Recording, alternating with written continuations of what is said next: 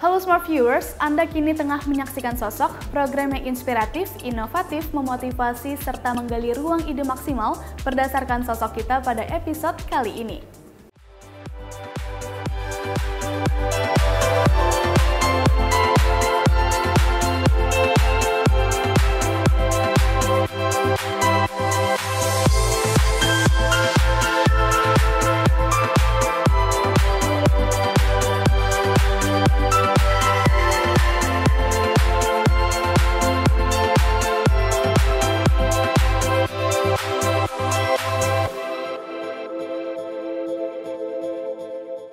Sosok kita hari ini merupakan seorang aktor dan pembawa acara yang tentunya namanya sudah tidak asing lagi di tengah masyarakat Indonesia. Apalagi pemirsa yang suka menyaksikan berbagai program olahraga dan hiburan di televisi Indonesia. Mau tahu siapa dia? Simak profil narasumber berikut ini.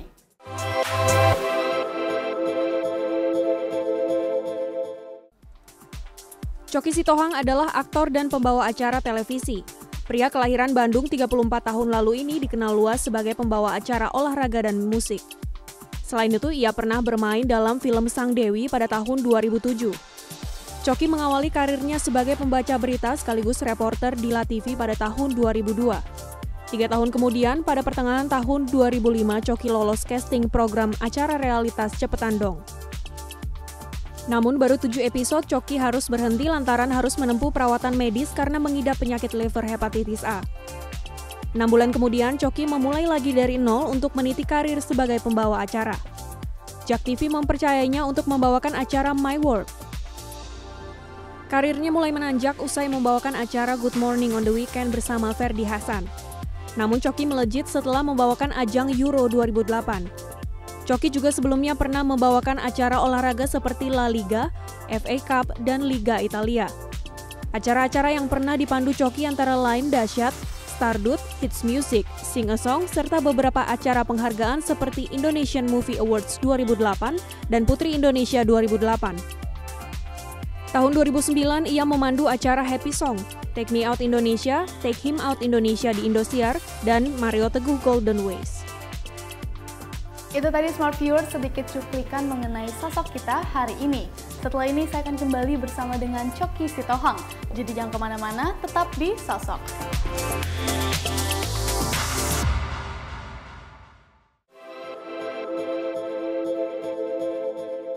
Terima kasih Smart Viewers karena Anda masih bersama kami dalam Sosok. Bersama saya Margaret Angelina dan saat ini saya sudah bersama dengan sosok kita hari ini yaitu Choky Sitohang. Halo Mas Choky, apa kabarnya? Halo Margaret, baik. Terima kasih karena telah meluangkan waktunya di sela-sela kesibukannya untuk ngobrol di Sosok kita hari ini. Terima kasih, saya juga sudah diangkat di program Sosok. Oke, nah Mas Choky lagi sibuk apa nih sekarang? Masih sama kesibukannya seputar membawakan acara. Entertainment kan jalan terus.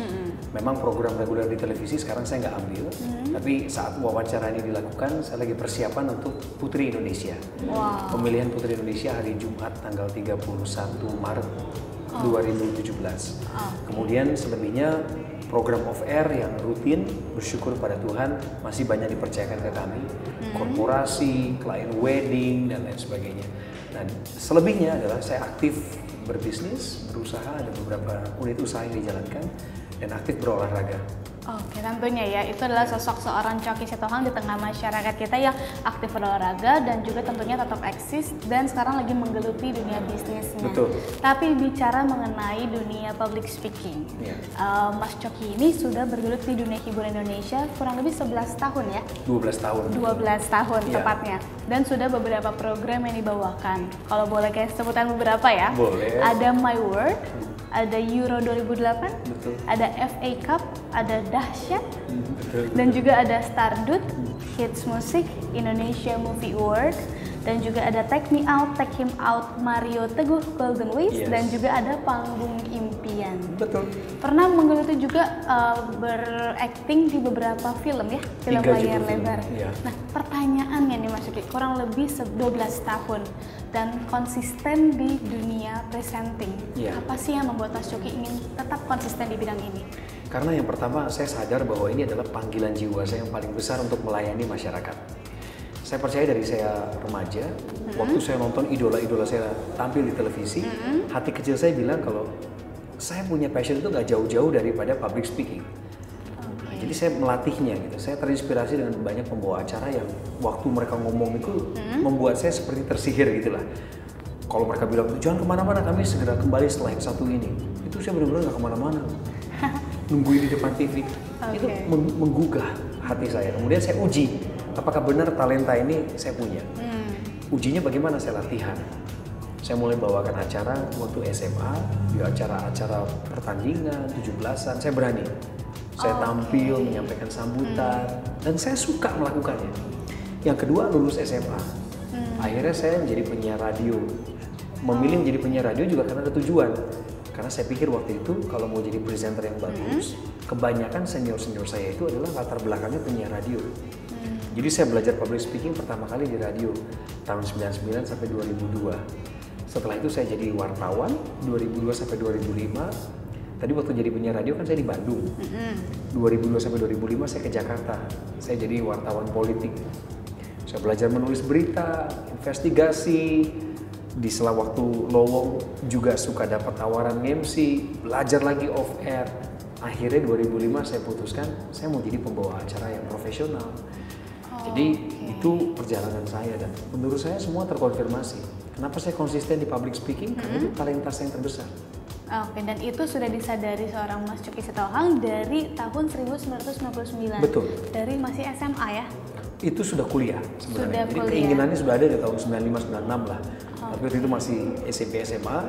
Kemudian tahun 99-nya saya udah mulai kuliah dan mulai banyak praktek. Wow, dan sampai dengan sekarang pengalamannya di bidang industri hiburan khususnya presenting pun sudah tidak diragukan lagi karena sudah membawakan program berita, pernah menjadi wartawan. Betul. Program olahraga juga, program musik juga, dan yang lainnya. Ya. Tapi pertanyaannya nih, dari segitu banyaknya, pengalaman yang paling tidak terlupakan nih? Wow, ya. Satu aja. Satu saja ya.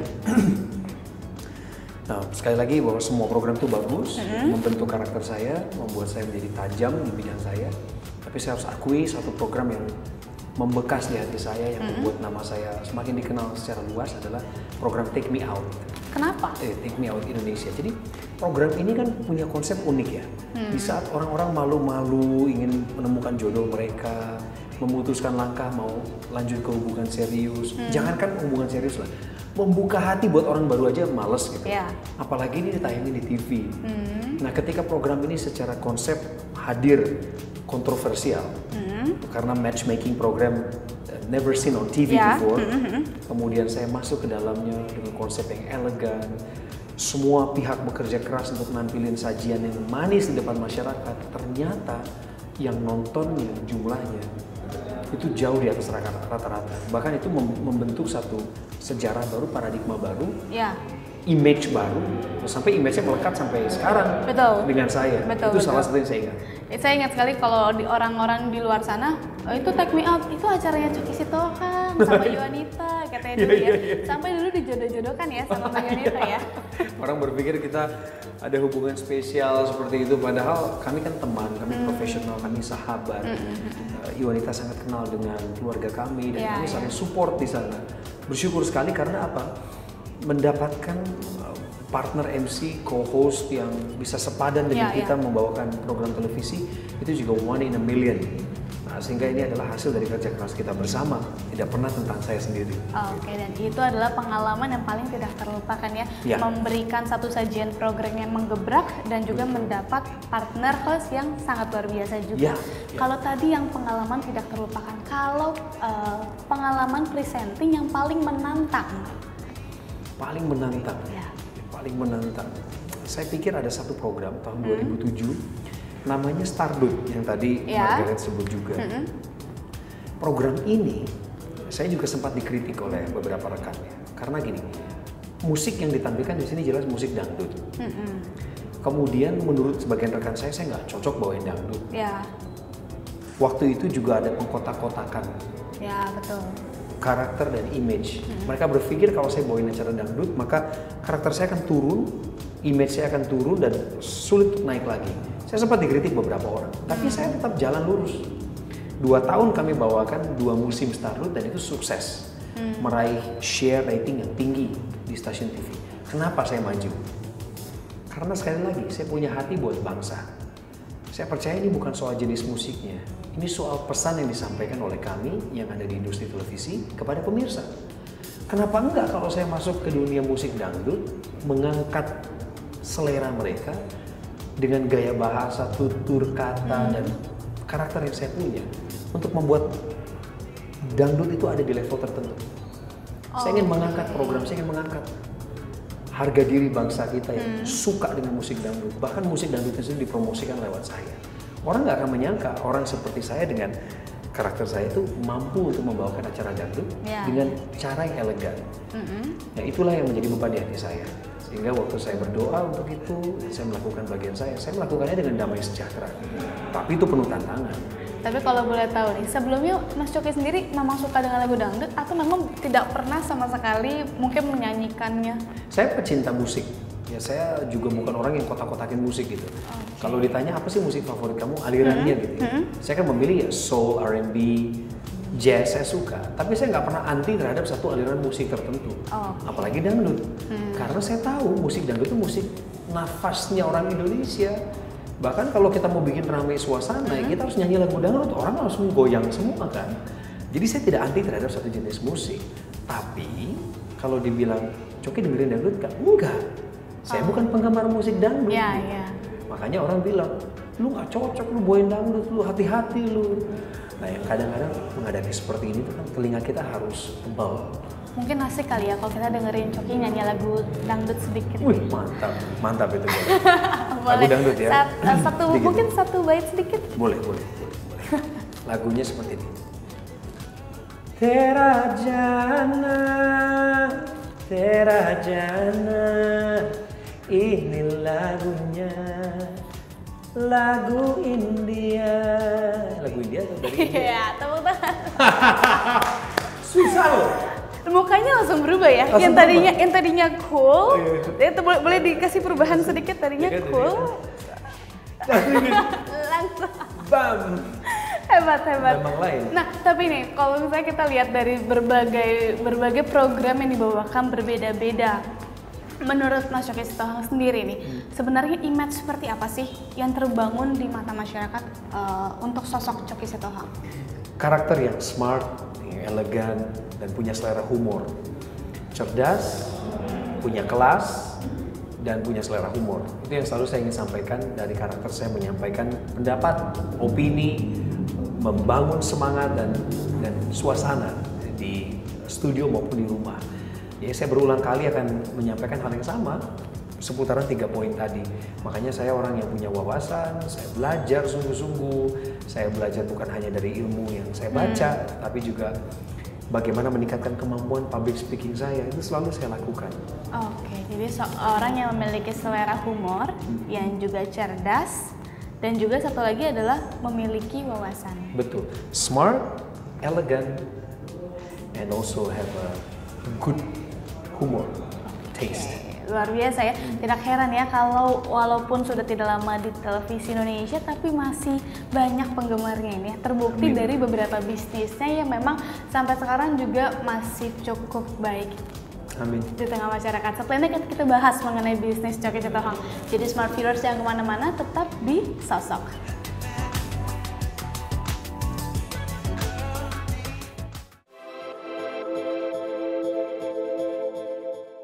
Terima kasih smart viewers karena Anda masih menyaksikan Sosok dan masih bersama dengan Coki Sitohang.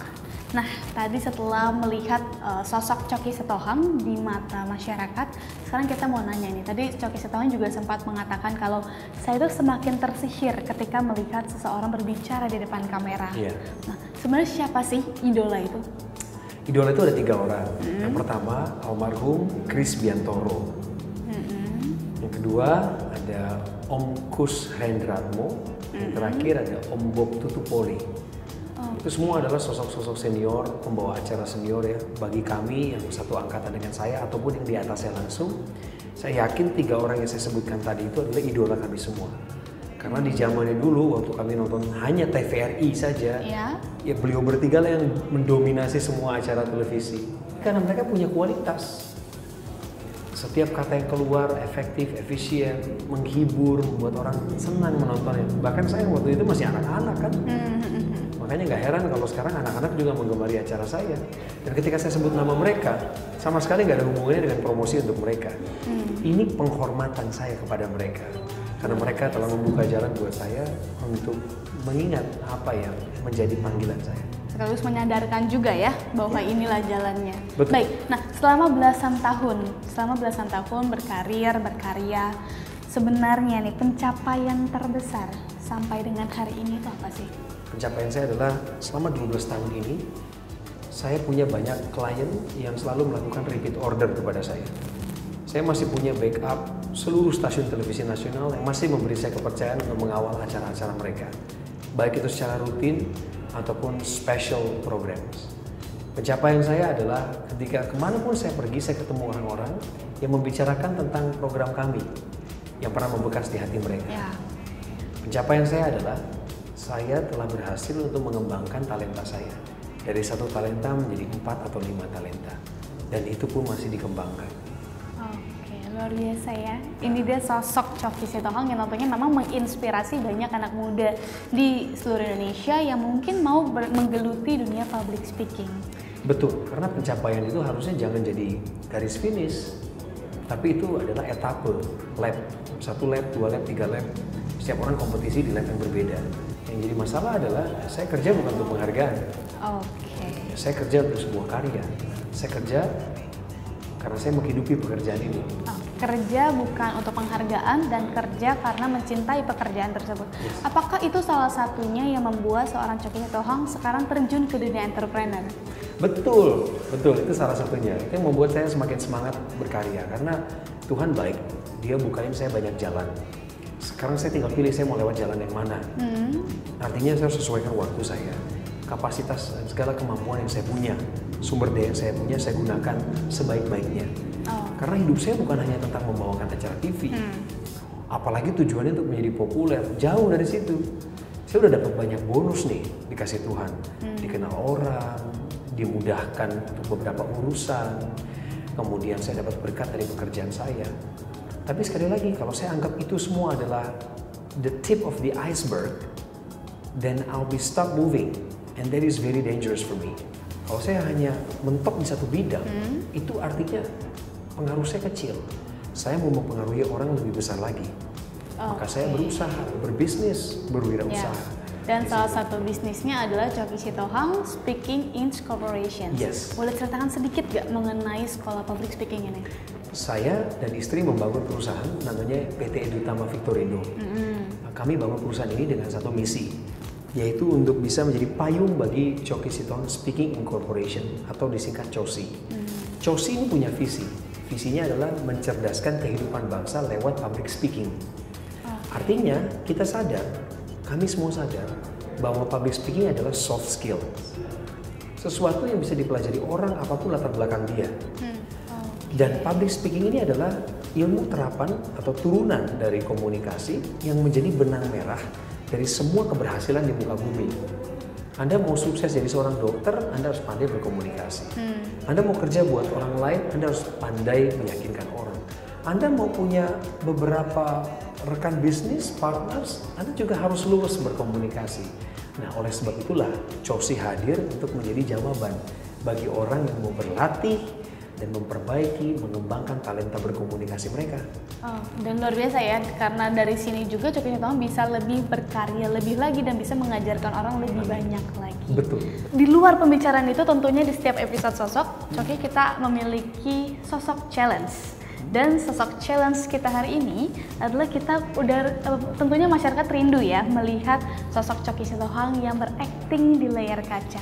Setelah film terakhirnya tahun berapa? 2012. 2012. Ya, tapi bukan judul filmnya 2012 ya, itu yang lain tentang kiamat. Oke, setelah tahun 2012 berakting, sekarang kita mau lihat lagi nih sosok Choky Sitohang berakting. Tapi tentunya bukan bersama dengan saya ya. Tapi kali ini Choky Sitohang akan monolog. Monolog. Kali ini kita akan memberikan 3 kasus. 3 kasus di sini Choky akan diminta untuk mengangkat telepon, seakan-akan lagi mengangkat telepon dan berbicara dalam telepon tapi nggak ada lawan bicara. Oke. Siap? Ya, kapanpun. Ya. Sip.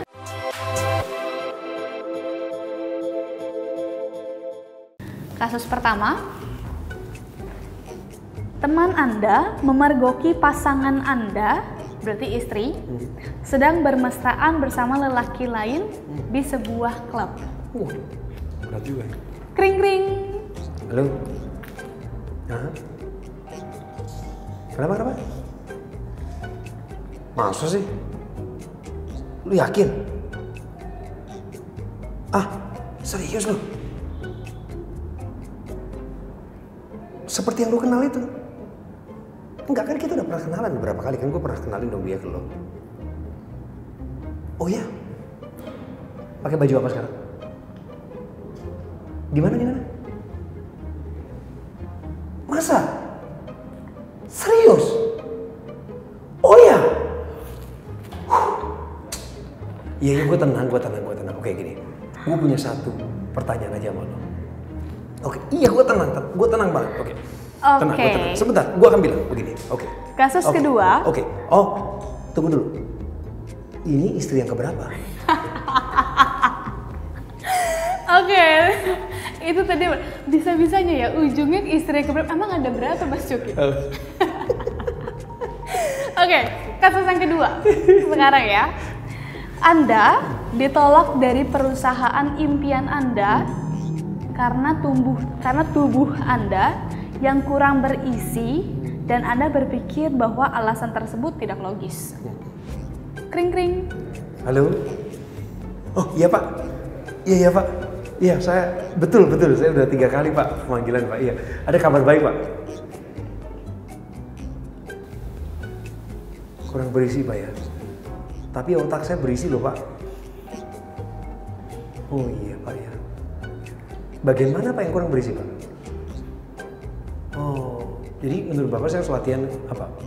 Shoulder press Pak, chest press, bicep, tricep. Bapak nge-gym di mana Pak? Oh itu mahal yang di sana Pak. Oh nggak pas itu, nggak pas dengan kantong saya Pak. Apalagi sekarang saya ditolak kerja Pak, nggak mungkin saya mampu nge-gym di sana. Ya wis Pak lah, sampai jumpa kalau gitu. Yuk, dadah bye-bye. Untung ujung-ujungnya bukan promosi ya. Untung gak ngomong salah satu klub ya. Dan yang terakhir ya, kasus ketiga. Anda diminta tolong oleh orang tua kekasih alias calon mertua Anda. Ini masih calon ya, masih calon mertua Anda untuk menjemputnya di puncak di saat Anda tengah meeting. Oke. Kring kring. Halo. Oh iya Om. Saya lagi rapat Om. Om di mana? Oh wow. Oh di puncak. Oh iya Om. Saya di Jakarta Pusat Om. Kesana ya mungkin sekitar 8 jam lah Om lah. Kecuali Om mau nunggu saya 8 jam di sana. Macet Om hari gini. Ih, nggak percaya Om. Gini Om, gini.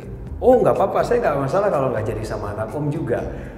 Daripada saya 8 jam stres di jalan, ya? Atau selamanya saya stres sama anak Om? Gimana? Ayo, iya. Udah lah Om, sekarang kita ambil netralnya aja ya. Om ada di puncak konsentrasi, saya tetap di Jakarta Pusat. Terima kasih. Luar biasa. Kasus terakhir bonus dari saya. Oh, bonus. Kali ini ngobrolnya sama saya ya. Oh, nggak masalah. Oke. Kring kring. Halo. Halo Mas Coki. Ya, ini ada tawaran film lebar syuting di akhir bulan ini untuk tayang di bulan depan.